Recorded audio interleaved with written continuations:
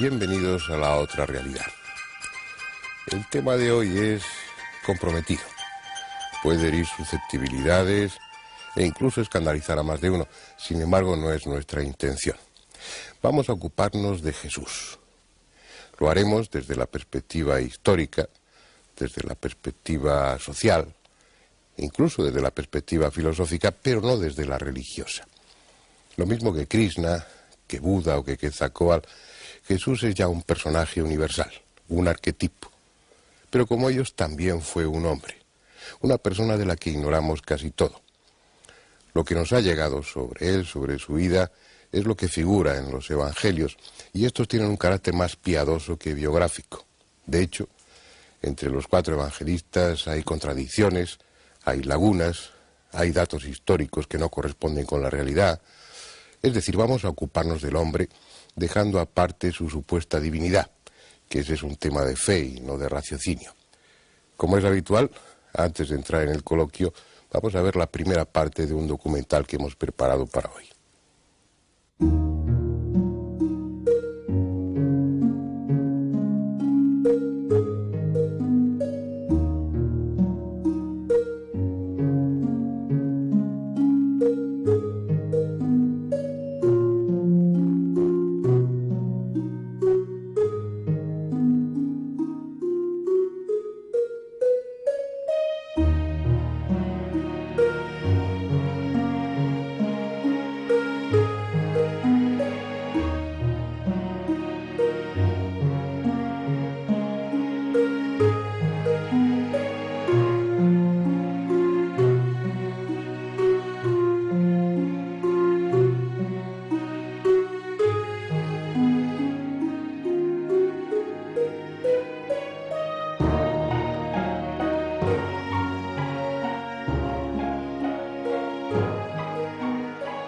Para la cultura occidental, Jesús es un personaje sobradamente conocido, al menos en apariencia, porque la realidad es que la imagen que de él tenemos nos ha llegado a través de la predicación, de la catequesis y de las clases de religión, sin otra referencia que el relato dejado por los 4 evangelistas, lo que comúnmente se conoce como el Nuevo Testamento.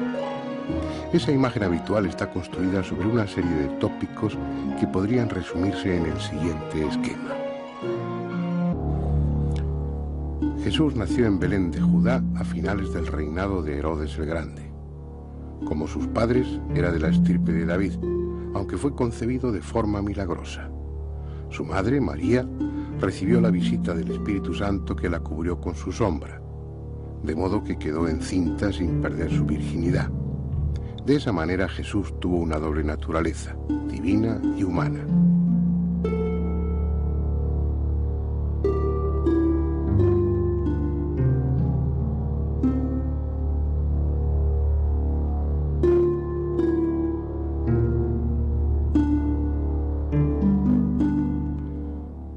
Tras muchos años de silencio y sin una actividad conocida, fue bautizado en este río, el Jordán, por Juan el Bautista.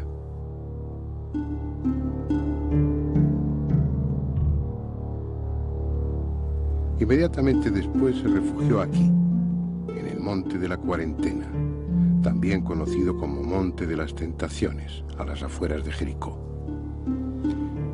Es el lugar que sirvió de escenario a uno de los momentos clave en la vida de Jesús. Solo, sin otra compañía que la de las fieras y la de los ángeles, metafóricamente sus instintos y su espiritualidad, alcanzó el grado de evolución necesario para trascender su condición humana, lo que simbólicamente se manifiesta venciendo las tentaciones del demonio y asumir su compromiso como redentor. Tras ese periodo de ayuno y meditación abandonó este paraje para iniciar lo que se ha dado en llamar su vida pública, dirigiéndose a Cafarnaún, donde comenzó a predicar la inminente llegada del reino de Dios.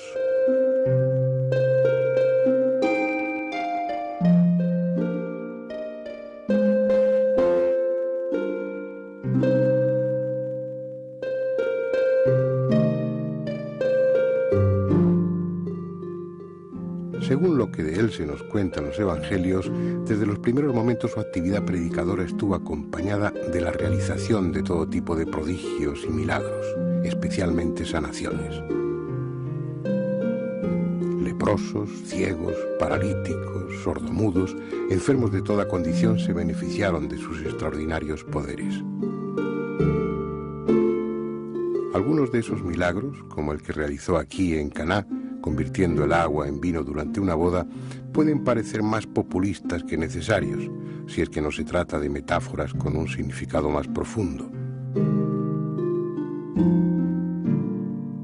Otros, en cambio, resultaron especialmente dramáticos, como la resurrección de Lázaro en Betania, que llevaba 4 días muerto y, según el Evangelio de Juan, ya olía mal. Sus poderes taumatúrgicos llegaron a tal extremo que en los pueblos en torno a este lago de Genezaret, el mar de Galilea, sacaban a los enfermos a las puertas de las casas para que él los fuese curando a su paso. Aquí fue también donde caminó sobre las aguas y captó los primeros discípulos, pescadores de peces que dejaron de serlo para convertirse en pescadores de almas. Quizás sea esta una de sus barcas, recogida por los arqueólogos del fondo del lago, hundida precisamente en aquellos años y reconstruida hoy pieza a pieza como un delicado rompecabezas.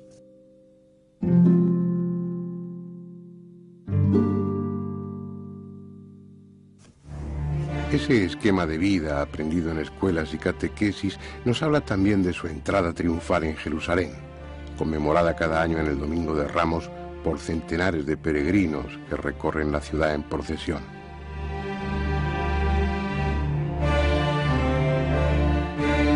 También está en nuestra memoria el pasaje que describe cómo arrojó a los mercaderes del templo, mostrando una imagen de Jesús enérgica, colérica incluso, que contrasta con la de paciente mansedumbre habitual en el resto del relato evangélico.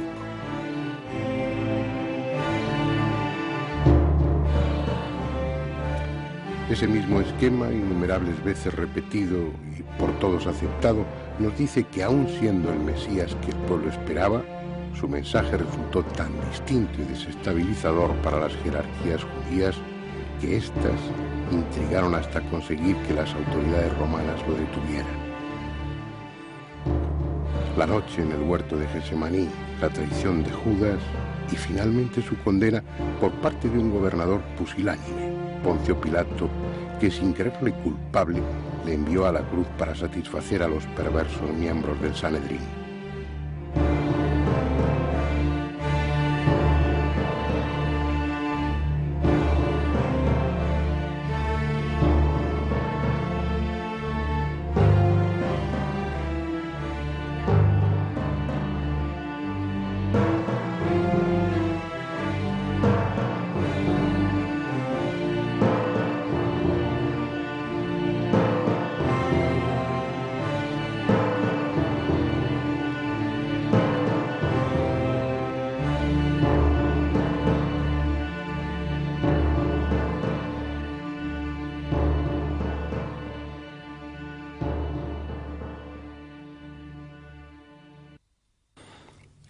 Sin embargo, no todo acabó ahí. Jesús resucitó, confirmó a la iglesia que había fundado en vida para que continuase su obra y ascendió a los cielos, no sin antes prometer que vendría de nuevo al final de los tiempos para juzgar a los vivos y a los muertos.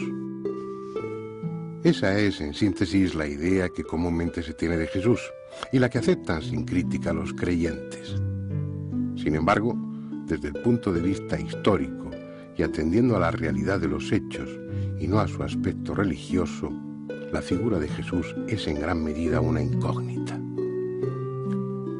Incluso ha habido numerosos autores que desde finales del siglo XVIII hasta bien entrado el XX han negado que existiera realmente. Hoy en día los más críticos admiten que sería casi imposible justificar la existencia del cristianismo sin aceptar al tiempo la de Cristo, por mucho que su figura y su vida hayan sido moldeadas en base a leyendas y a conveniencias teológicas. Pero aún dando por seguro que Jesús vivió y murió en Israel hace unos 2000 años, lo cierto es que no tenemos otros documentos que los redactados por sus seguidores y recogidos en el Nuevo Testamento. En los rollos del Mar Muerto no se menciona a Jesús en ningún momento. En los textos del judaísmo posterior a su muerte se le cita de forma insultante y tendenciosa, como un blasfemo que negó la ley de Moisés y sin añadir apenas nada más. Por su parte, los historiadores de la época no hablan de Jesús y solo hacen referencia a los cristianos. Hay que esperar hasta el siglo II para leer algo un poco más concreto. Una alusión de Tácito en sus anales que no va más allá de una frase en la que, tras referirse a los cristianos, dice que el nombre les viene de Cristo, que sufrió la pena de muerte durante el reinado de Tiberio. Así pues, el medio que tenemos para acceder al Jesús histórico son los escritos canónicos, los evangelios considerados sagrados por las iglesias cristianas.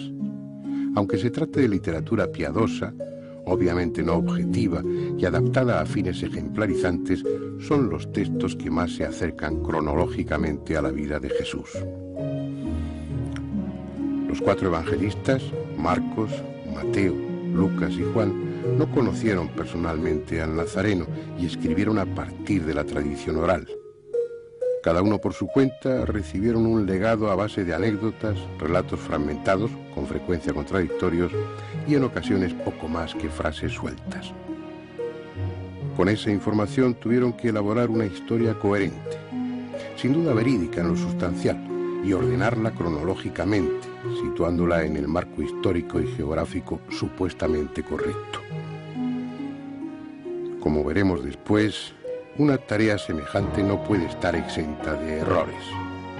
Los evangelios no coinciden en muchos puntos, a veces significativamente, y sus relatos adolecen de inexactitudes históricas, omisiones y distorsiones de los hechos, a tal punto que en ocasiones parecen estarse refiriendo a personajes diferentes.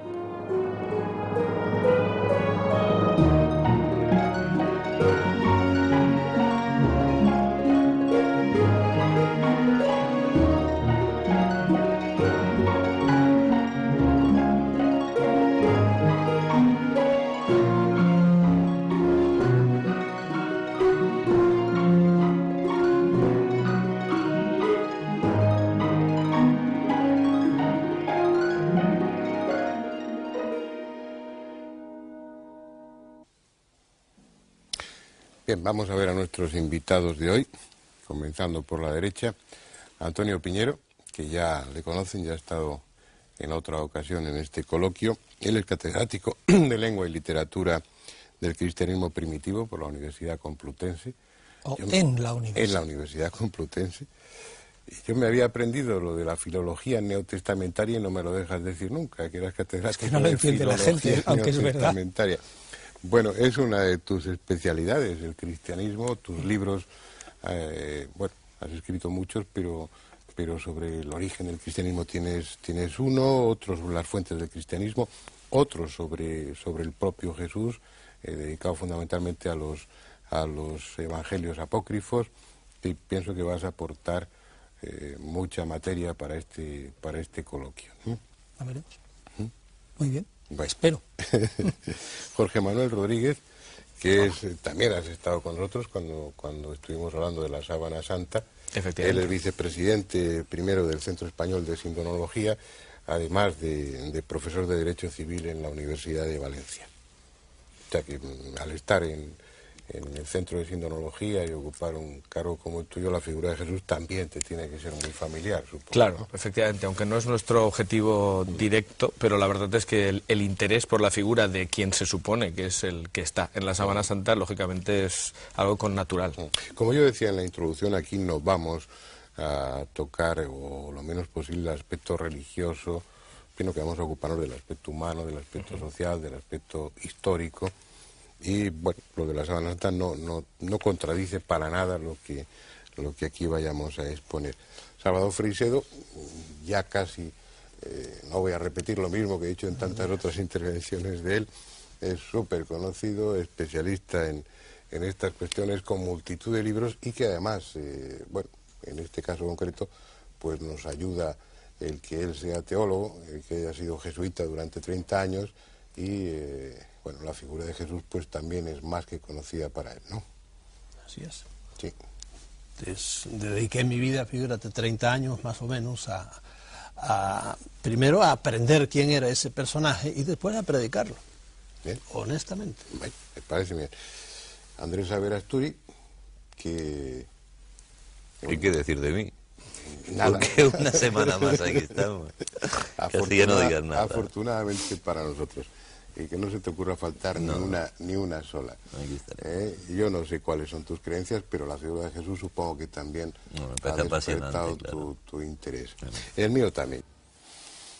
Bien, desde el punto de vista religioso, esta sociedad nuestra está muy familiarizada con la figura de Jesús, ha formado parte de nuestra educación en el colegio, en nuestro ambiente social, pero a pesar de todo hay muchos aspectos de Jesús que son desconocidos, fundamentalmente porque los evangelios no se escribieron durante la vida de Jesús, sino que se escribieron después, y porque además hay contradicciones entre ellos. Eso convendría dejarlo claro, Antonio Piñero, tú como experto objetivo en el tema. ¿Es cierto que los evangelios fueron escritos después de haber muerto Jesús? Ciertamente, el primer evangelio del que podemos decir que es un todo completo, una especie de semibiografía del personaje, es el evangelio de Marcos, y ese está escrito en torno al 70.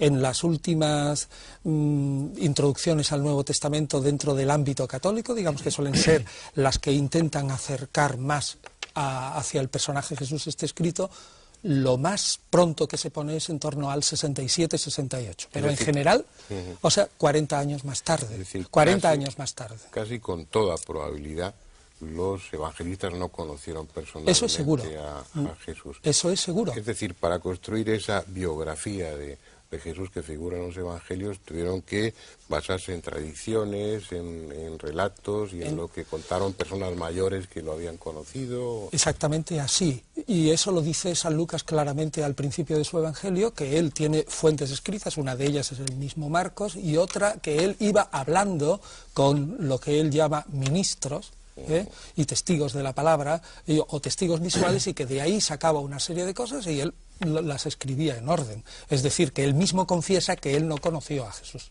Eso lo dice claramente. Y respecto a Marcos se puede decir que no es un testigo presencial. Primero, ya lo dice la tradición de la Iglesia, que ese Marcos, que es una tradición dudosa, pero sí se puede sacar de ella una idea, y es que este Marco en todo caso era discípulo de Pedro, pero no de Jesús directamente. Además es un individuo que comete errores graves, Marcos, en la geografía de Palestina.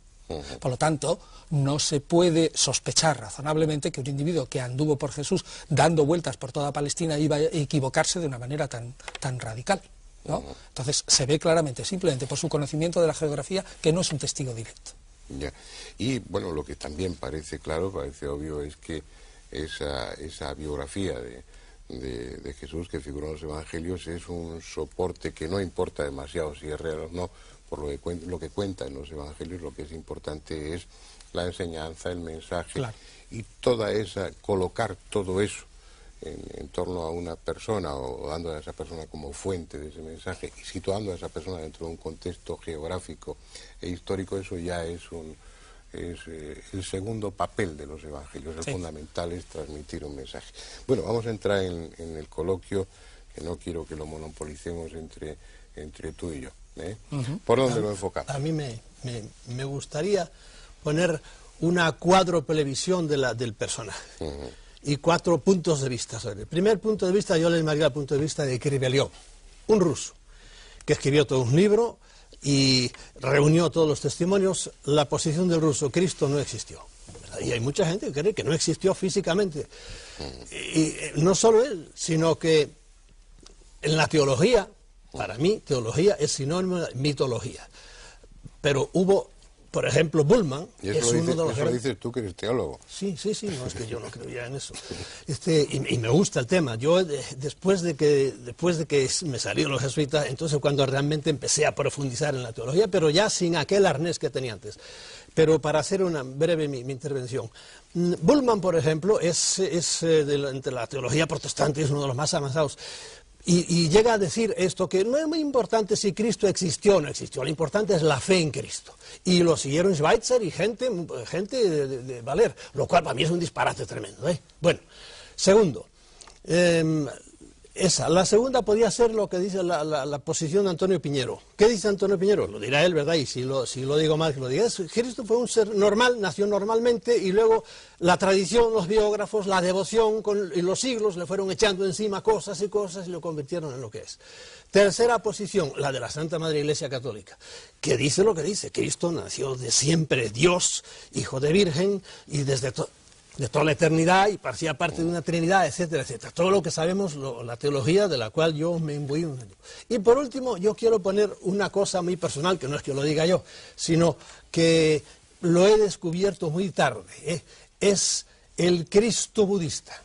El cristianismo es un budismo occidentalizado, porque yo por muchos años no, porque siempre me lo echaron para nada. Me recuerdo el padre Henri de Lubac, era un jesuita muy famoso, y dijo, nada más sugirió, que había cierta influencia en el Antiguo Testamento, había cierta influencia budista, ¿verdad? Y apuntó algo incluso en el Nuevo Testamento. Un buen día el profesor de, no sé, de teología, por supuesto, de una de las muchas disciplinas dentro de la teología, nos dijo, el padre Lubac ha sido retirado de la biblioteca. Y lo silenció completamente A nosotros nos lo retiraron, lo silenciaron, y Lubac estuvo por mucho tiempo. ¿Por qué dijo eso? Pero ahora, modernamente, me he dado cuenta de que realmente el cristianismo es un budismo occidentalizado. Y Cristo era un personaje prácticamente que trajo el budismo acá, el primitivo cristianismo, el de las actas de Tomás y por ahí. Después ya, estoy contigo, le empezaron a echar encima cosas y lo convirtieron en todo lo que lo han convertido. Eso es mi visión de los cuatro Cristos que hay. Sigo pensando, sí, que es un personaje no normal. No, Cristo vino preparado como vinieron otros, como vino Krishna, que fue otro señor, le guste a la gente o no le guste, como vino, no al principio, sino al mismo Mahoma, etcétera, como vino Buda, como vino Nanak, a quien no conoce nadie, pero fue todo un señor que hay cientos de seguidores, como vino Mahavira, etcétera, etcétera, etcétera. No, pero vamos a ver, Salvador, lo que yo creo que no es correcto desde el punto de vista histórico que tú digas que Jesús trajo el budismo a Palestina. Eso es desconocer un poco, o desconocer cuál es el ambiente. Yo te puedo dar pruebas. ¿Cuál es el ambiente de Palestina en el siglo I? ¿Y cuál es el ambiente de la India? Pero ¿Tú lo conocías? El ambiente de la India lo conocemos por los escritos que nos ha legado la India, y el ambiente de Palestina lo conocemos por los escritos que nos ha legado la Palestina del siglo I. Jesús se encuadra muchísimo mejor como un rabino galileo, con todas las connotaciones que tiene un rabino galileo del momento. Y las similitudes con el budismo son las similitudes esenciales que tienen unas religiones con otras, porque responden a sentimientos que son, o a exigencias que son humanas, que son exactamente iguales en la India, donde nace el budismo, que en Palestina. Son similitudes, digamos, casuales o profundas. ¿Tienes documentos para probar directamente, no indirectamente eso?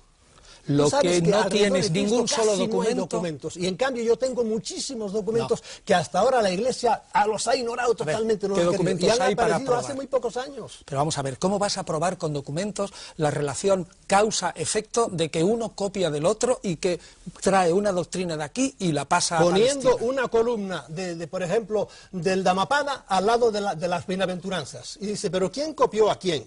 Y va siguiendo. Pues esto es Buda, 5 siglos antes de Cristo. Y esto está aquí. Pues el eso es lo que tiene muchas cosas. Pues eso es lo que te digo.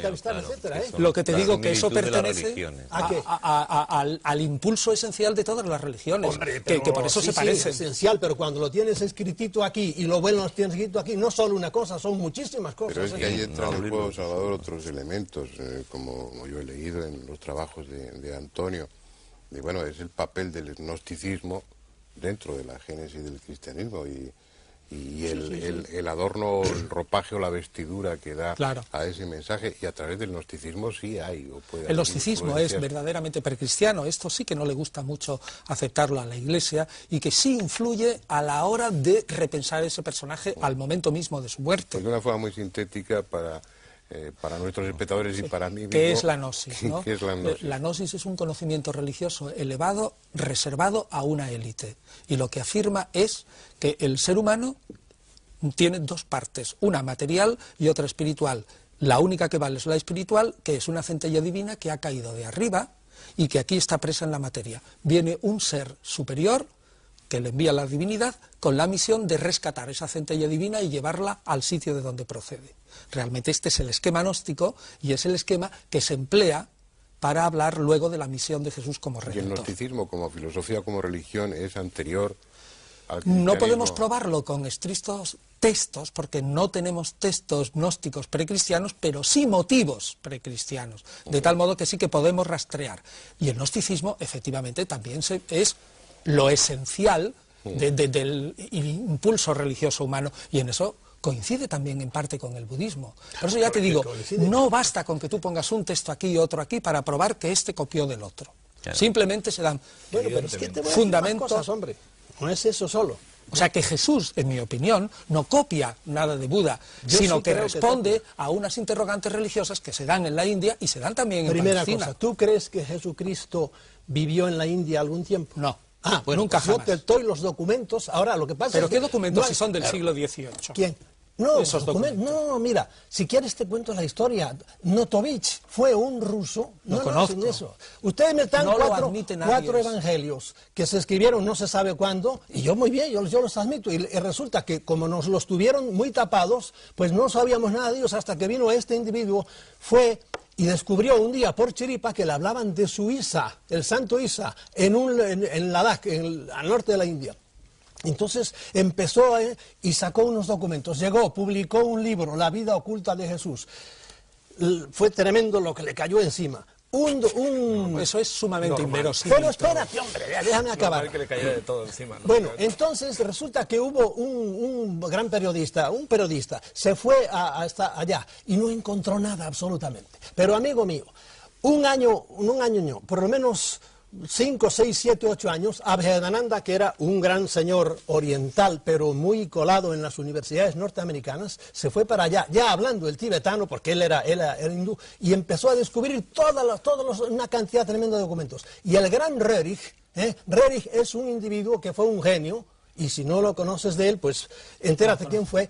Primero fue un gran pintor, pero además era antropólogo, arqueólogo, etcétera, etcétera. Era un gran señor ruso que tuvo que sufrir mucho con la revolución, etcétera. Se fue para allá y encontró y escribió muchísimo de él, y tiene 2 libros con documentos copiados. Resulta que aquel señor, al periodista, fue demasiado atropellado y no lo dejaron entrar los lamas. Pero cuando llegó Rerich, y cuando llegó Abhedananda, y cuando llegó la Clarence, una gran dama, y ahí están todos los documentos que los han tenido totalmente tapados. Y tú haces ahora mismo que hace la ciencia con los ovnis. No quiero saber de eso. No, lee los documentos. Ya los he leído. Léetelo. Y no me ¿No merece... los has leído nunca? Sí, señor. Lo que ha salido en la revista y no me merece ningún Pero respeto. no es revista, ¿Puedo Señor preguntar moderador. algo? Venga, Señor tiempo. moderador, ¿Puedo preguntar algo? ¿Puedo preguntar A ver. algo? Van a Yo aquí- monopolizar ellos el debate. ¿eh? Yo creo que sí. Vamos Va a ser muy hacerles- complicado, y vamos a aparte, hacerles- estando no aquí- cabe la posibilidad, no por tratar de conciliar 2 posturas, de que no se esté refiriendo a Jesús, sino a otro personaje. de unas Hay un poeta características en que dice, y tú Isa, oh Cristo, dice, porque son muchos los textos, que hay muchísimos, y le llama Isa y Cristo. Le llamaban de 2 maneras, le llamaban el santo Isa, porque Cristo fue, a los 12 años cuando desapareció, desde allí hasta los 29 estuvo viviendo, y te dicen por dónde anduvo. Volvió, lo mataron, y eso consta también, es una especie de paralelo, tan antiguos como los evangelios, antiguos como los evangelios. De ningún Y modo. entonces volvió a vivir con su madre, está la tumba de Cristo está en el Rosabal, así la puedes ver rodeada en un gran cementerio musulmán. Y la tumba de Murré, que es su madre María, está en otro sitio, hoy defendida por... A ti no te interesa ¿Sabes nada lo que te, esté en la no, tumba. lo que te digo, Salvador, No, es que me gustaría, que- yo tengo formación jurídica, entonces me gustaría saber eso que prueba, es decir, porque aquí no se llaman igual.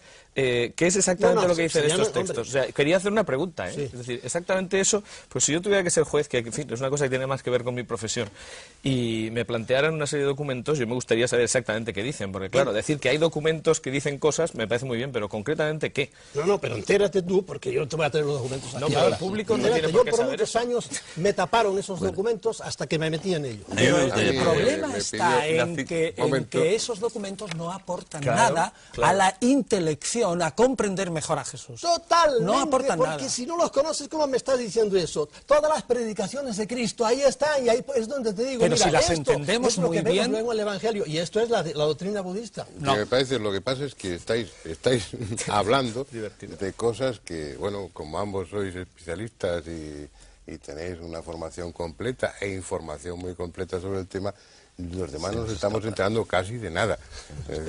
Yo creo que vamos a dejar un poco primero, ese terreno y darle la palabra a Andrés. Antonio, la figura de Cristo, que también se ha dicho que sí existió, sí no existió, eso ya parece demostrado que sí existió, etcétera.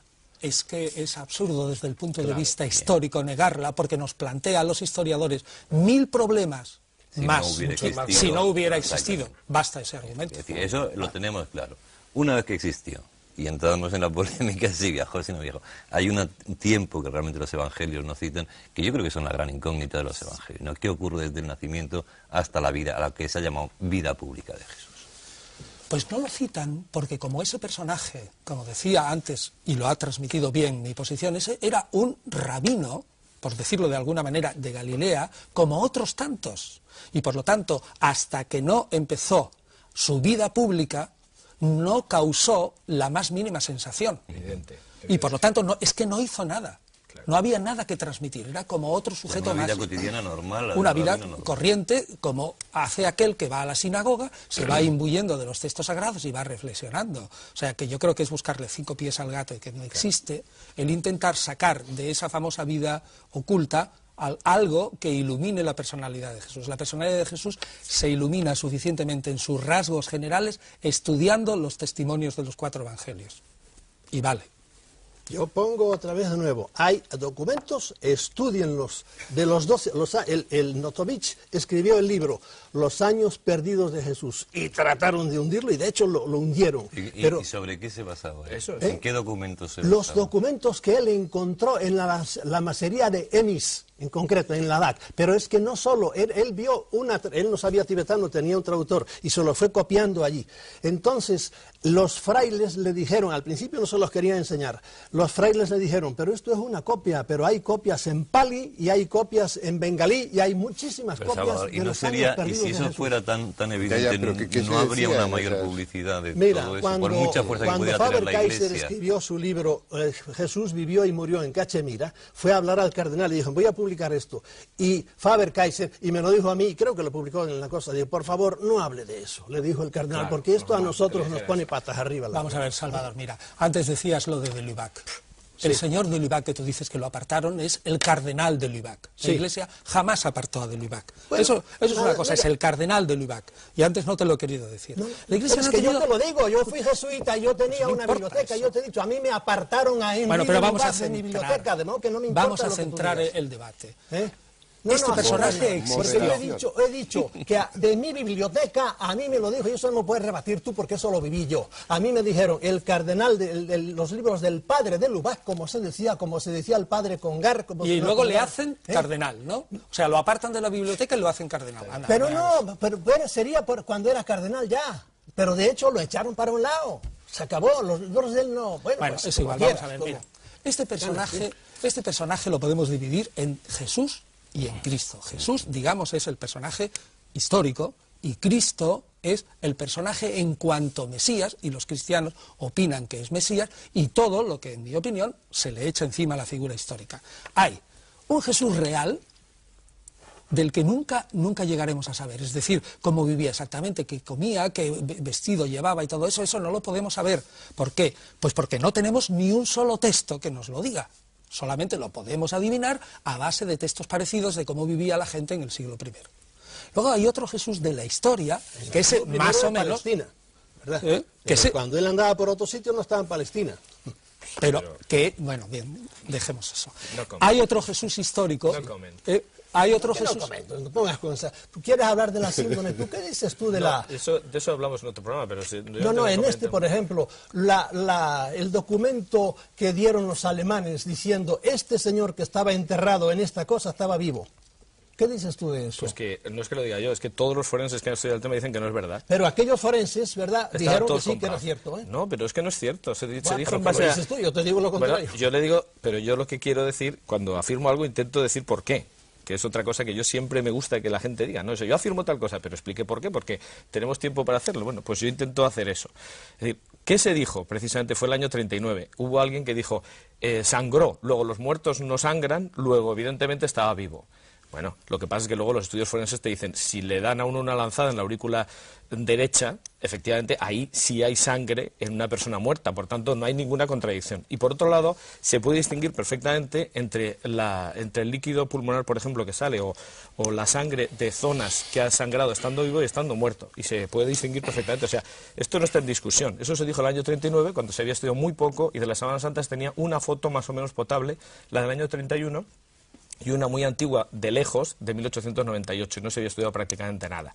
O sea, los estudios del año 78 y las fotografías posteriores y todo coinciden, o sea que eso no se puede discutir. Es decir, eso de que estaba vivo es una afirmación que contradice un hecho. Volver otra vez al Eso tema dices tú, y yo te digo que no es así, porque bien. después del año 39 es el documento del que te estoy hablando yo. Mucho después del año pues ya se había dicho. Vamos a volver al tema de Jesús, porque me Os parece mucho estoy más dando un apasionante. poco De cancha. de cuerda, en el mejor sentido de la palabra, en esta primera parte. En la segunda voy a mostrarme un tanto violento para llevaros a un cauce que nos sirva a nosotros y a los espectadores para entender algo más sobre la figura de Jesús.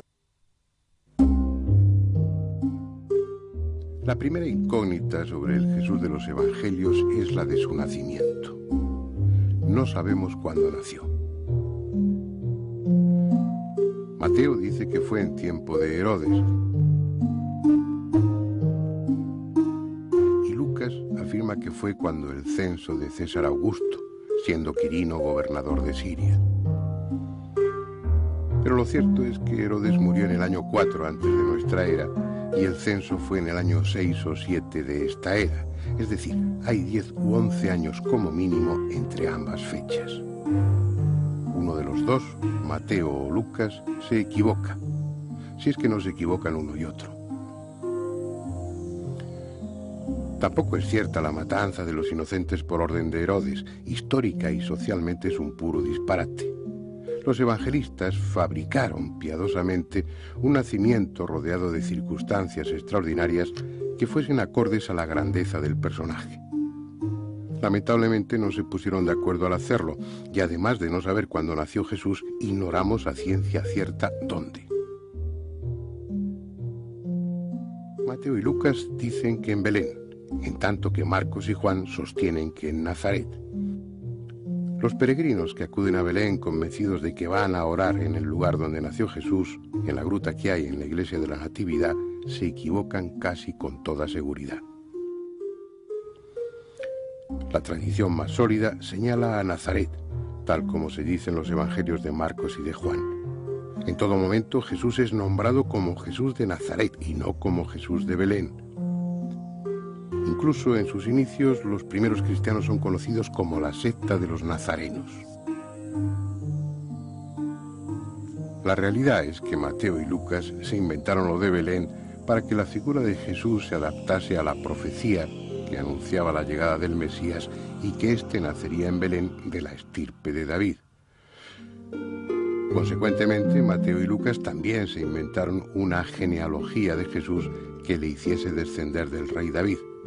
Pero como cada uno lo hizo por su cuenta, tenemos dos árboles genealógicos de Jesús que no coinciden y son imposibles de combinar entre sí.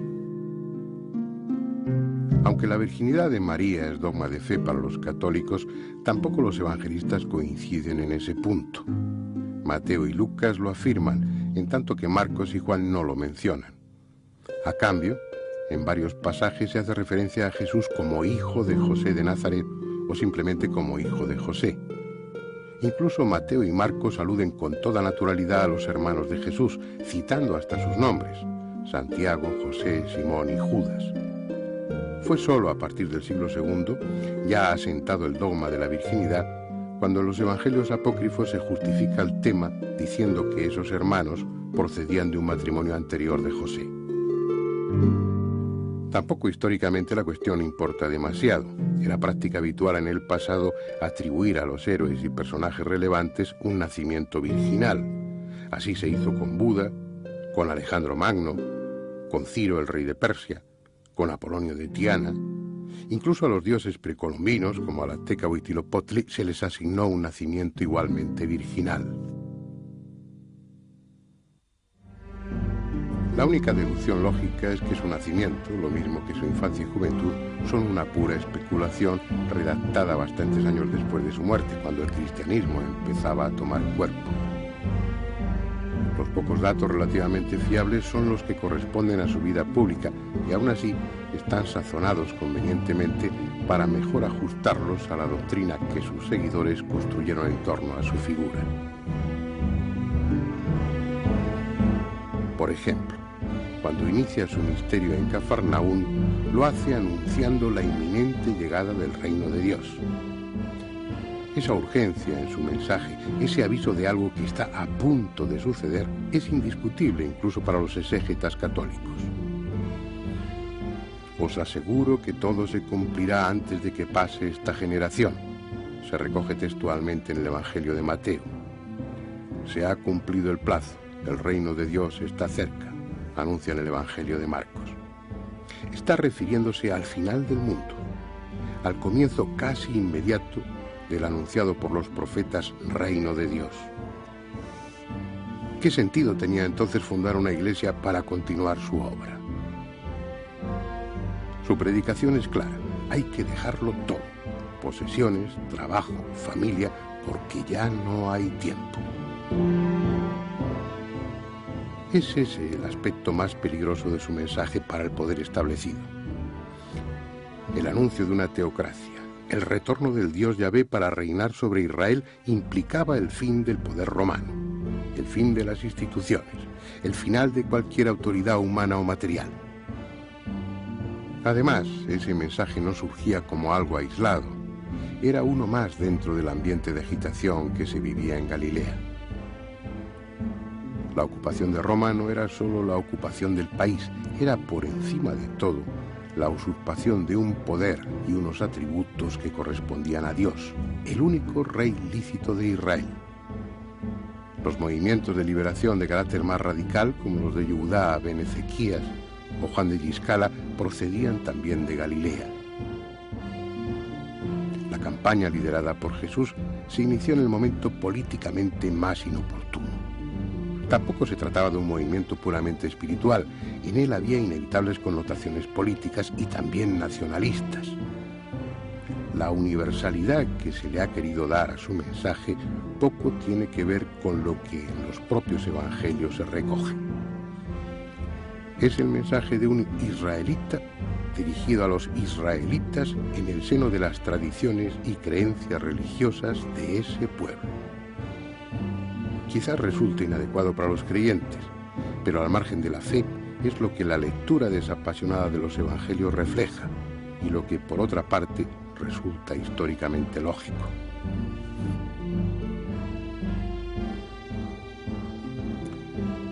Otra cuestión debatida dentro y fuera del ámbito religioso es si Jesús fue o no esenio.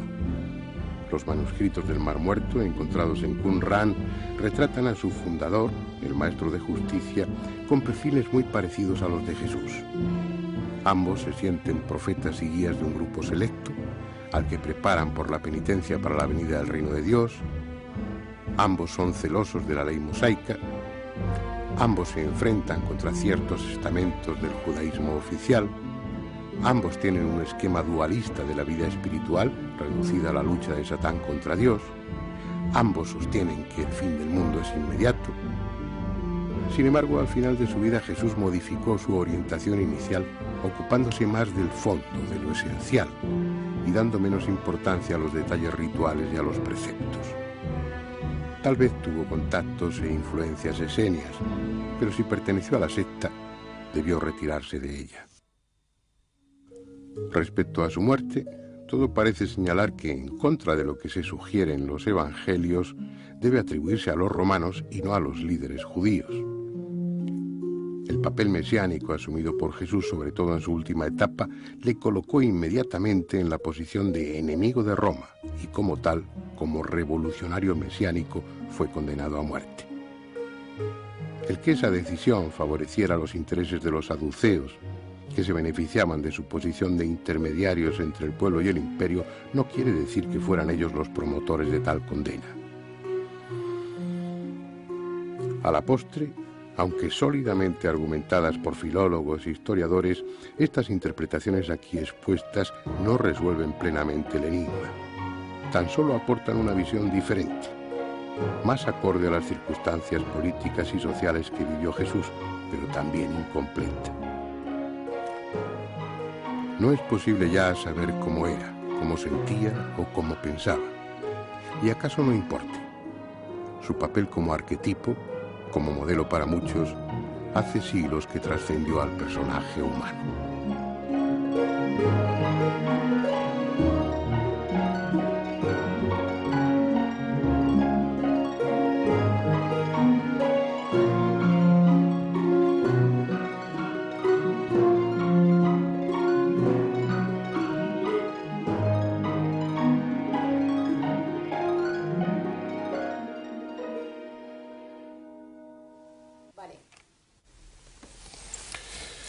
Bien, y ahora sí, la pregunta, Antonio, o Pues quien quiera, o Jorge Manuel, o Salvador, ¿quién sabe de la familia? Bueno, Lo primero ¿qué es, dicen los textos?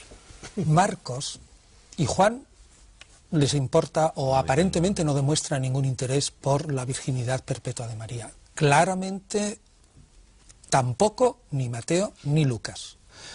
Los evangelios hablan espontáneamente de los hermanos de Jesús y dan los nombres. Es absolutamente raro que evangelios escritos en griego empleen continuamente la palabra hermano y si fueron primos, como se dice, jamás empleen las palabras primo. Es una llamada que hay siempre que se habla de este tema, y algunos nos ha ocurrido en radio, siempre hay 50 llamadas de personas que dicen en griego la palabra hermano se utiliza para todos los que amigos, los que formaban parte del grupo y tal. Eso no es verdad tampoco. Y más concretamente a los hermanos e hijos de hermanos, en hebreo.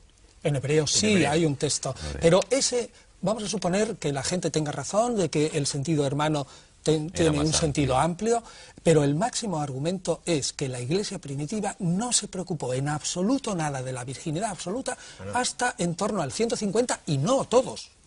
Tenemos en el 200 y pico testimonios de Tertuliano e incluso casi de Orígenes que lo único que les importa es demostrar o afirmar que Jesús tiene un nacimiento espectacular y sobrenatural. Lo que hiciera la Virgen después no le importó nada a la Iglesia primitiva. Eso es un dogma, digamos, que se va formando lentamente y que hasta el siglo IV de una manera no aparece claro.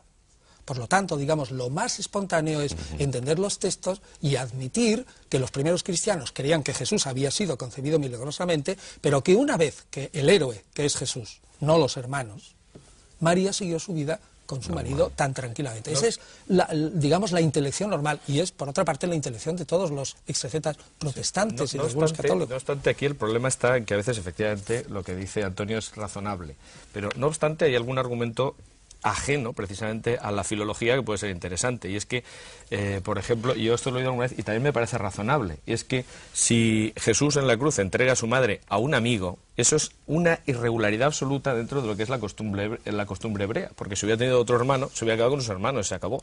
Por otro lado, es verdad, como dice muy bien Antonio, y eso sabe mucho mejor que yo, y por eso yo ya sabía lo que iba a decir, que efectivamente en griego la palabra hermano no tiene vuelta de hoja, es hermano. Es hermano. Ahora bien, lo que ocurre es que en el contexto en el que se dice todo esto, no se distingue entre hermanos y primos, entre otras cosas porque hermanos y hijos de hermanos son hermanos también. Sí, pero vamos a ver, cuando están continuamente diciendo, ahí está tu madre y tus hermanos, claro, parece absurdo que continuamente quieran referirse a primos. Sí, pero si tomamos literalmente el texto, habría que seguir leyendo. Y entonces dice Jesús, pero realmente mi madre y mis hermanos son los que hacen mi voluntad y los que la siguen y tal. O sea, quiero decir que si tomamos literalmente lo que dice, resulta que es que tiene muchísimos más hermanos o muchos menos, nunca se sabe. Quiero decir que hay que encontrar la cosa en su contexto. No he dicho que no sea razonable, he dicho que me parece muy bien, pero que tampoco se puede dar como definitivo. ¿Eso lo aceptamos? No existe ningún argumento definitivo para admitir que Jesús tuvo hermanos, pero mi argumento fundamental es que la Iglesia primitiva no le preocupaba. No le preocupó en absoluto y que aceptó tranquilamente que tuviera otros. ¿Tuvo hijos? Yo no lo sé.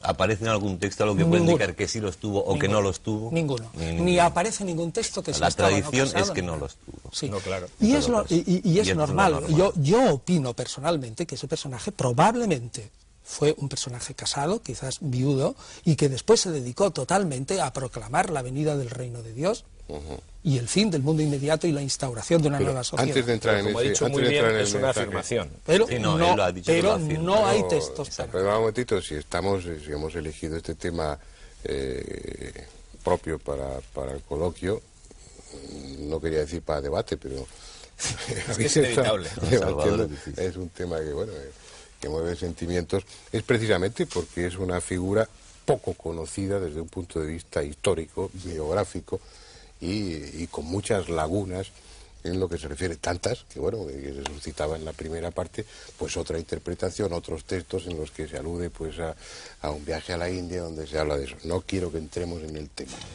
Lo que sí quiero preguntarte, Salvador, por ejemplo, tú decías que, bueno, la virginidad de María en un principio no importaba demasiado. La virginidad total, la virginidad post-partum, después del parto. La previa sí importó. La previa sí. Sí. ¿Eso desde el principio o se decide en algún concilio, en uno de los primeros concilios? Hombre, la virginidad absoluta de María tarda muchos siglos en definirse. Yo creo que lo que le importa al cristianismo primitivo es decir, este Jesús, que es nuestro Redentor, tiene un nacimiento no normal respecto a los otros. Lo demás, fuera. Ese es el tema, es lo que le quería pasar a Salvador. Esto no es una excepción, es decir, multitud de personajes religiosos, y ni siquiera religiosos, como Apolonio de Tiana y como el propio Alejandro Magno, se les atribuye enseguida, como pasó con Buda, como pasó con Huitzilopochtli, como pasó con personajes de panteones religiosos de todo el mundo, se les atribuye inmediatamente una concepción virginal. ¿Por qué ese empeño en... responde a una realidad, a algún recuerdo, o desde un punto de vista psicológico es necesario imaginar que ese prohombre o que ese superhombre o que esa figura no ha nacido por vía normal? ¿Por qué ese empeño? Bueno, los por qué son siempre muy difíciles de contestar. Estoy de acuerdo con Piñero, por lo menos en algo. Ya era hora. Los documentos orientales también hablan de Jesús que tuvo hijo ninguno y que estuvo casado nunca. Yo me apoyo mis pobrecitos, pero algún día a ver si te puedo mandar alguna copia. La virginidad de María yo la he encontrado ya en los símbolos primeros, ¿no? Nació de María Virgen, en el primer símbolo, hasta me parece se llama de Jerusalén o por ahí, y en el Licea está ya, se le llama Virgen, ¿verdad? Estoy también de acuerdo contigo en que lo que vino después ya les interesó menos, pero bueno. Ahora, el nacer virgen es una cosa curiosísima, porque yo he publicado una lista de no sé cuántos que todos nacen de madre virgen, y lo curioso es que en Oriente ya cuando se desata la imaginación, cómo nacen a uno de los dioses orientales, no sé si fue a Salivajana o a quién, porque hay alrededor de unos 40 personajes parecidos a Cristo, fueron redentores, etcétera, de los cuales aquí no tenemos ni idea. A uno le nació su hijo, a la madre de él, nació aquí del sobaco. No sé a quién fue de ellos, pero de los bastante conocidos. A otro le nació a su padre del muslo, lo cual ya es rizar el rizo por ahí. ¿Por qué realmente quieren hacer nacer de una manera? Porque yo no sé, hay algo con el sexo, yo siempre digo, la raza humana está mal fabricada. Y hay cosas que han dejado sueltas y entre ellas es el sexo, ¿verdad? Y el sexo, en el budismo, por ejemplo, el sexo también se mira igual que en el cristianismo. Hay una especie de rechazo y los monjes budistas todos son también célibes, etcétera, etcétera, etcétera. Los porqués yo no lo sé. Yo creo que son la necesidad de hacer un tipo extraordinario, ¿no? De no hacerlo igual que los demás. Entrar de una manera solemne entrar de una forma distinta en el mundo, que no es tanto la preocupación, seguramente. Luego la sexual sí que es posterior. Porque eso implica en sí mismo una contradicción. Estamos hablando de que es algo que se le añade al personaje después, y estamos hablando de una época de muchos años en la vida de Jesús en concreto en la que no se sabe prácticamente nada de él. Si realmente objetivamente hubiera nacido una madre virgen, habría sido famoso desde ese momento de su nacimiento. El caso habría sido comentado en todo el mundo. Eso es uno de los principales argumentos. El nacimiento de Krishna es casi igual, y eso sí también, eso hay documentos, ¿no? Casi exactamente igual que el de Krishna. Que hizo la Virgen de Baki, etcétera, etcétera. Por eso hablábamos, yo hablaba en la introducción de que es un arquetipo, es algo que encuentras en muchas culturas, muy parecidos. Es una imagen del Redentor, es la imagen de un hombre que viene a revelar unas enseñanzas, a dar un mensaje, que es un mensaje de esperanza, mezclado también con el catastrofismo.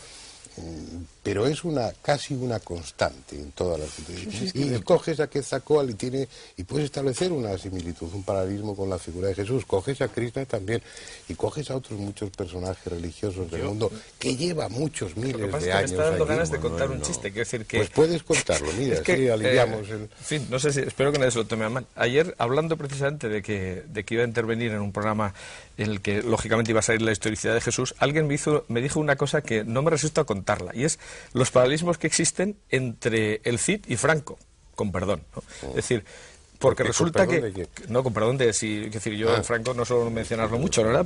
Pero, en fin, es decir, porque... Claro, claro. Porque y es curioso, pero lo voy a repetir porque me hizo mucha gracia. A lo mejor nadie más le hace gracia, pero este amigo me decía, si te das cuenta, hay un paralelismo clarísimo entre la figura del Cid y Franco, hasta el punto de que dentro de 2000 años alguien podría terminar pensando que es una reelaboración entre uno y otro. Porque, y entonces, yo dije, hombre, eso no puede ser. Me dijo, sí, fíjate, fue proclamado en Burgos. Eso es, lógicamente, algo que se ha tomado de la figura del Cid. Se casó con una asturiana, exactamente lo mismo que el Cid. Sus nietas emparentaron con pretendentes al trono de Francia, exactamente igual que el caso del Cid.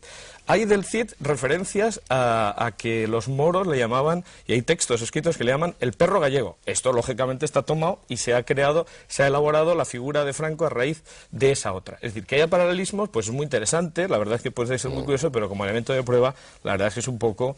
Se tiene que quedar ahí, ¿eh? No, hombre, yo lo que creo que es complicado es analizar, primero en el siglo XX, con nuestra concepción, la figura de Cristo, del nacimiento de Cristo. Es decir, y me consta, ¿no?, que hay muchas mujeres creyentes que ahora mismo les cuesta mucho ver ese sentido despectivo que tiene el tema de la virginidad o de la no virginidad. Es decir, ¿por qué se va a manchar una persona por el hecho de nacer de mujer? Entonces eso plantea, pues hombre, en gente dice, es que no es serio, ¿no? Igual que ha planteado durante el celibato como una situación mejor que la de la familia durante muchos años en la Iglesia, que ya lo está equilibrando un poco. Y segundo, es muy difícil hablar de Jesús fuera de la religión. Yo comento que es un esfuerzo que tendremos que hacer en este debate, o que estamos haciendo, pero es muy complicado intentar explicar la figura histórica de Jesús al margen de la fe de cada uno, porque es muy difícil, ¿no? Creo que ya has dado justamente en la clave. Claro. Afirmaría que la figura de Jesús solo se puede comprender por aquella persona que se meta profundamente a estudiar la sociedad, la política, la religión y la economía de la Palestina del siglo I. Como no lo enmarques en ese sitio, no entiendes a ese personaje. Y ese es el problema de la Iglesia posterior, que lo que hacen es añadirle a su coleto sus propios huecos con la figura de Jesús, inventándose cosas. Inventándose un montón de cosas. Y solo se entiende bien ese personaje cuando lo encuadras ahí. Y hay que estudiar un montón de historia de Palestina. Claro. Si yo no, tengo algo que decir de eso. A mí me interesa mucho menos quién fue la madre, si tuvo hermanos por ahí, qué fue lo que dijo y cuáles son sus enseñanzas. Si es un hombre bonito, pero me enseña disparates, como es, por ejemplo, para mí, muchos del dogma cristiano son disparates, pues lo digo honradamente como lo pienso, ¿verdad? Pero son los pues dogmas, entonces digo, muy bien, serio. Ahora, creo que se nos va a quedar en el aire la pregunta principal. ¿Cuál es la pregunta principal? A ver.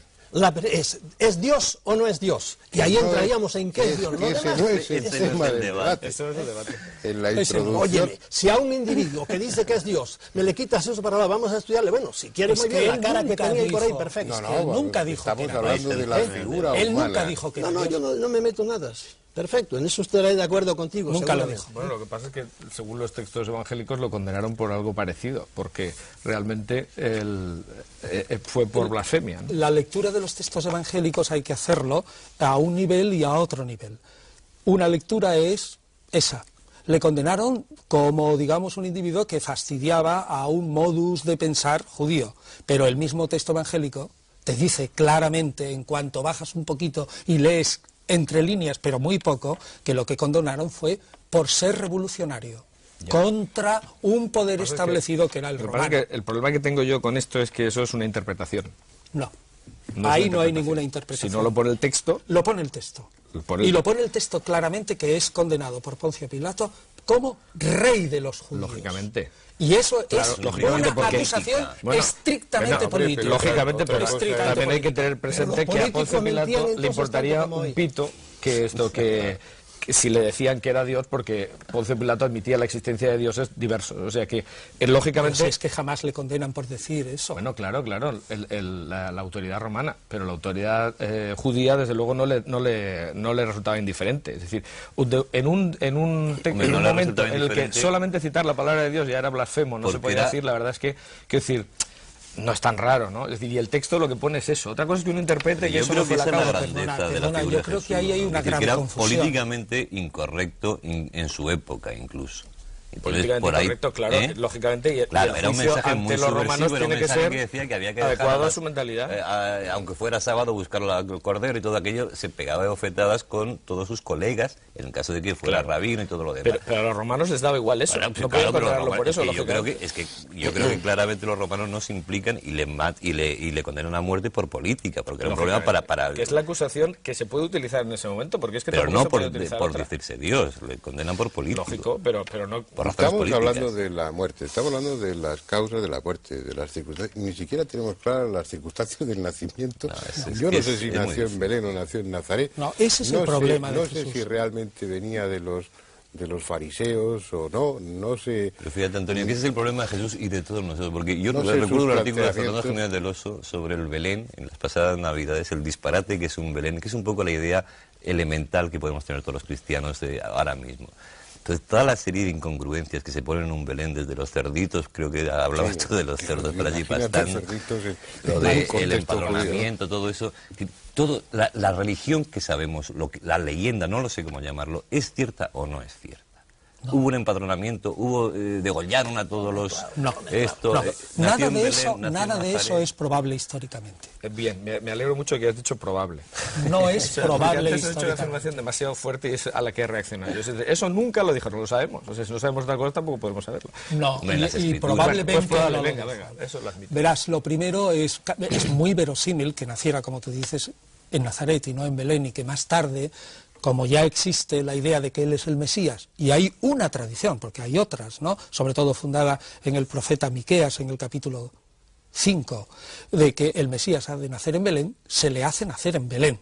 Pero lo más probable es, conforme a la manera de nombrar a un personaje en la época, es que ese personaje naciera en Nazaret. de Nazaret y los nazarenos, era como etcétera. Se llamaba la Bien. secta. Segundo, respecto a lo del censo, hoy no hay absolutamente ningún historiador que no afirme claramente, fíjate, y a un católico, que Lucas se equivocó. Es decir, todos admiten... Qué difícil es eso. Todos admiten en general que Lucas se equivocó en 10 años en lo del censo. Sí, bueno, pero eso es una prueba diabólica. Decir que una cosa no existe es imposible de probar. Es decir, pruebe usted que no ha estado en tal sitio. Uno puede probar que ha estado en un sitio. Lo que podemos probar es por toda la historia del Imperio Romano que no hubo 2 censos de Quirino, sino uno solo. Y el único que se hizo fue en el 6 después de Cristo, es decir, probablemente de 10 a 12 años. Es que hay una incongruencia, por lo poco que yo sé. Es decir, no puede ser del tiempo de Herodes y al mismo tiempo del tiempo de Quirino. No puede ser. Sí. No puede ser. Dos cosas está claro. Eso está claro. Ahí hay un error claro. En lo que referíamos Eso es una afirmación, claro. No es una afirmación. Esto es un estudio de los textos. Dicen los evangelios, y además todo el mundo está de acuerdo, que nace en la vida de Herodes el Grande. Herodes el Grande muere el 4 antes de Cristo. Sí. Y Quirino es gobernador a partir del Siria, 6. A partir del 6 después. Es decir, como mínimo 10 años más tarde. Oye, que también Marcos se coló en lo de eso es lo que decía, ¿no? ¿no? Si es que me he interpretado al revés lo que quería decir. No, si todo eso en el fondo no tiene ninguna importancia. Tampoco tiene Por eso estamos hablando del aspecto humano, histórico y demás. Yo creo que lo que importa en un personaje, que es lo que dejamos al margen, un personaje como este, es el mensaje, que bueno, que esa es otra historia, no entramos en ello. No entramos. Todo esto sería lo frívolo, lo anecdótico de Jesús. Lo realmente importante para el creyente, pues es lo que él dijo, para... Nosotros lo estamos contemplando no desde la perspectiva del creyente, sino desde la perspectiva histórica, desde la perspectiva biográfica y social y todo lo que Lo que es importante desde esa perspectiva histórica es decirle a la gente que desde el momento de la muerte de Herodes el Grande hasta el año 60 aproximadamente, que es cuando ya se gesta la gran revolución de los judíos contra los romanos, hay por lo menos 12 mesías. Claro. Como mínimo 12. Claro. Y que los judíos vieron a Jesús como uno más dentro de esos 12. Claro, y lo interpretaron, pues digamos, pues un personaje ¿Y por más. qué alcanzó esa relevancia? Eso Estamos es. hablando de una Galilea, estamos hablando de una Palestina, estamos hablando de un contexto geográfico e histórico en el que el mesianismo está ahí vivo, latente, y están surgiendo presuntos mesías cada Continuamente, de Juan de Marsala hasta no sé cuántos. ¿Y por qué pueden cuaja citar la algunos. figura de Jesús? Ahora, me dejan otra vez poner Ese es el gran mi problema. punto Esa es de la vista pregunta. Esa es la- herético. Ahí entran, yo de nuevo tengo que ver gente de arriba. Somos una granja y alguien los seleccionó, tú para arriba. Y entre los 12 agarraron, no estén de acuerdo conmigo ahora, yo sí lo creo así, y cogieron ese y lo levantaron para arriba y se acabó. Como ha pasado con otros señores en otras religiones, hubo también sus discrepancias entre los fundadores y por ahí de repente uno es el que se va para arriba, porque alguien lo coge y lo levanta para arriba. Es un punto de vista muy personal y si quieres muy herético. Quiero desdecirme, por si se me entendió antes algo de lo que dije, las cosas que Jesús nos dijo no fueron disparates, no, más bien decía cosas mucho más de acuerdo con el hombre que quiere evolucionar. Disparates son los que después vino la Añadió Santa la Madre Iglesia a echarle al dogma y a hacernos creer en cosas increíbles, ¿verdad? Esos sí son disparates, no creer en infiernos eternos y cosas de esas, nada. Yo creo que Cristo nunca habló nada de eso. Bueno, Es decir, no lo Claro, sabemos. eso sí que es una prueba. Eso Eso- está probado que no dijo, no habló nada de eso. Bueno, no Sí, lo sabemos. hablaba de la guerra y todas esas cosas por ahí, pero bueno, eso son Hombre, maneras de hablar ahí. no lo Hay sabemos. más de Como lo 40 como lo citas, dice ¿no? la Son Iglesia, todas definido interpolaciones, como... pero hay más de 40 citas en los Bueno, evangelios. me he perdido, no sé de qué estáis hablando. No, estamos Y a todos hablando los de si espectadores Jesús, por tampoco. ejemplo, creía o no creía en un infierno eterno. Y yo estoy convencido de que sí creía, porque entra dentro de la mentalidad de los judíos de la Palestina del siglo I. Probablemente Pero como creía. yo no lo pongo a él en esa mentalidad, sino que más Sí, bien no, en la eso es una mentalidad afirmación. budista, Ah, pues bueno, no. Pero te sales totalmente de la historia. Totalmente, claro. Bueno, de la historia vuestra. Vale, de acuerdo. Historia vuestra. Bueno, ¿y por qué cuaja la figura de Jesús? Mira, eso Entre es un, esos 12 mesías. pero eso es un problema que realmente que tampoco todavía seguimos estudiando.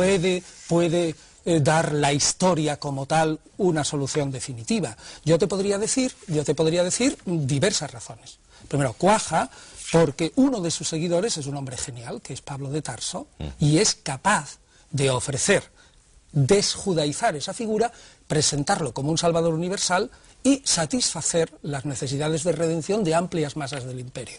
Segundo, cuaja esa figura porque el grupo que le sigue reinventa la seguridad social.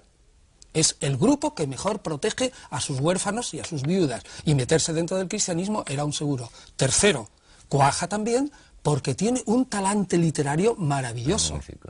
Maravilloso. Es decir, que la predicación sobre los evangelios se hace fácil, porque los evangelios son una lectura bonitas Es y atractivo. fantástica. ¿Eh? Y cuarto, sobre todo, porque la reinvención de la doctrina de Jesús en los primeros momentos se acomoda perfectísimamente a lo que en ese momento se demandaba la sociedad. Hay ahí una operación de marketing religioso consciente o inconsciente, que es un éxito.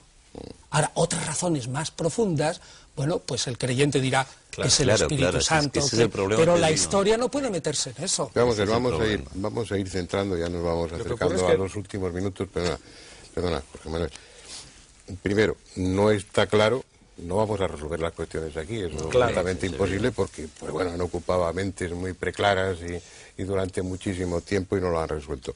Pero no sabemos si nació en Belén o nació en Nazaret. No sabemos si nació en tiempo de Herodes o en tiempo de Quirino, del gobernador de Siria. No sabemos, obviamente, si tuvo hermanos o no. Estoy hablando históricamente y documentalmente de lo que podemos saber o no podemos saber. Pero hay otra historia que se nos ha vendido siempre, y es Jesús era el bueno y los judíos los malos. Y bueno, una exégesis, un estudio tanto riguroso o mínimamente riguroso viene a decir que no, que Jesús formaba parte del pensamiento judío, del pueblo judío, y que probablemente ocupó un lugar dentro de la jerarquía de los rabinos o de los... Vale. Lo cual es, ¿Eso es así, tal como lo estoy diciendo? Hombre, ¿o no? luego es mucho más probable eso que cualquier otra elucubración, claro, lógicamente. Claro. Es decir, eso encaja. Sin embargo, quisiera decir una cosa, que a lo que estabas diciendo tú antes de que triunfó porque realmente, pues, filosóficamente, pues, encajaba muy bien, la verdad es que relativamente, porque la muerte no encaja para nada. Es decir, el Antiguo Testamento dice, maldito el que cuelga del madero. para los hebreos era absolutamente inadmisible predicar la muerte. Pero no, Y para los judíos era blasfemo desde todos los puntos de vista. pero no Entonces, para las grandes masas del imperio, donde la figura del Redentor muere y resucita. Pero todo el contexto en el que se desenvuelve la figura y todos los primeros seguidores y todos son judíos. Es decir, tienen que hacer una especie de subversión absoluta de sus pensamientos para seguir esa figura. No es tan fácil. Hay otros mesías que se dan en este tiempo que eran mucho más fáciles de seguir. Algunos tuvieron verdaderos éxitos, fueron declarados como Cristos, como mesías por los sumos sacerdotes, etcétera, etcétera. O sea, desde el punto de vista humano, tuvo mucho más éxito otros seguidores que además estaban en un contexto en el que efectivamente se esperaba el Mesías, porque la profecía de Daniel encajaba perfectamente en aquellas fechas, ¿no? Y a partir de ahí, pues hombre, es realmente raro pensar que este triunfara porque tenía cartas a favor, pero tenía algunas en contra que eran realmente pasmosas. Ya, pero lo que dice Andrés es cómo triunfa dentro del imperio. Al principio tú te refieres al mínimo núcleo de seguidores judíos, pero cuando triunfa es precisamente cuando se desjudaiza. Exacto. Precisamente cuando se desjudaiza. El gran problema del Antiguo Testamento. Claro, cuando se seguramente, ¿no? desjudaiza. Esa es la clave. Sí, si no digo Que Yahvé no era exportable, por hablar en una terminología moderna, Yahvé no era exportable, y sin embargo Jesús sí era absolutamente, la figura de Jesús Si tú sí la era. desjudaizas. Le convino a Constantino, ¿no? Y echarlo para arriba. La verdad es que triunfo no, es no, Pero lo que parece claro es que al margen del aspecto religioso, ¿no? Pues si es Dios, como piensan los creyentes, pues está todo justificado. Claro. Sin duda. Claro. Pero desde fuera, desde la postura del no creyente, Claro, pero tienen que haber sido muchas y diferentes las circunstancias Claro, que han influido para que un movimiento filosófico, religioso, espiritual haya prosperado. Pero que ha requerido, como hemos visto a lo largo del coloquio, que para su mantenimiento y engrandecimiento se hayan ido añadiendo elementos ficticios, lo que ocurre es que- piadosos, convenientes. Sí, pero hay poco tiempo, ¿eh? Es decir, lo que se tiempo refiere a no, los se acaba el evangelios... tiempo. No, ya, efectivamente. No, pero me refiero que en cuanto a los evangelios, una mitificación de una figura requiere, como dicen los propios estudiosos del tema, porque este tema huele un poco a naftalina. Es decir, donde surgen las críticas sobre la historicidad de Jesús fue precisamente a partir de los enciclopedistas franceses y después, a principios de este siglo, con Bullmann y compañía, en un ambiente alemán donde el nazismo era incapaz de admitir que Ya, Dios pero- hubiera hecho judío, etcétera. Pero Es decir, que esto es una cosa ni siquiera antigua. ni siquiera lo discutimos claro, aquí al inicio del debate, claro, quedaba claro. claro que representa más problemas el negar la historicidad de Jesús claro. que admitirla, ¿no? Claro. Partimos de un acuerdo de que existió realmente como Claro, persona, ¿no? evidente. Bien, vamos a terminar, yo lo siento, como pasa siempre, el tema es muy sugestivo, es apasionado y bueno, pues Y planteo que- demuestra que efectivamente los que han estado investigando durante estos años no se han puesto de acuerdo en absoluto ninguno. Es decir, Yo todas las estoy teorías seguro que alternativas... esto- Perdona, en las líneas generales algunos sí. puntos puede ser. En las líneas generales cada vez existe un mayor consenso seguir entre los con ello, yo estudiosos. me voy despidiendo. Pero nada. De No, los yo creo que el espectador espectadores que, entiende. y bueno, yo creo que sí, que entenderán y que disculparán el apasionamiento, que supongo que ellos también lo han seguido con interés y con cierta pasión, porque es un tema que a todos dentro de esta cultura, dentro de esta sociedad nos afecta. Bueno, es un tema que queda ahí. Probablemente con el tiempo volvamos a otros aspectos de la figura de Jesús, porque insisto en que es realmente apasionante. Pero eso será en otra ocasión. Vamos a dejar el programa aquí. Hasta el próximo día.